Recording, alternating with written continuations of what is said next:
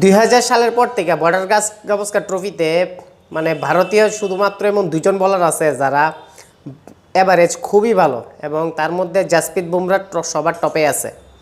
সেখানে যদি আমি দেখি লিস্টের মধ্যে 4-5 জন প্লেয়ার আছে।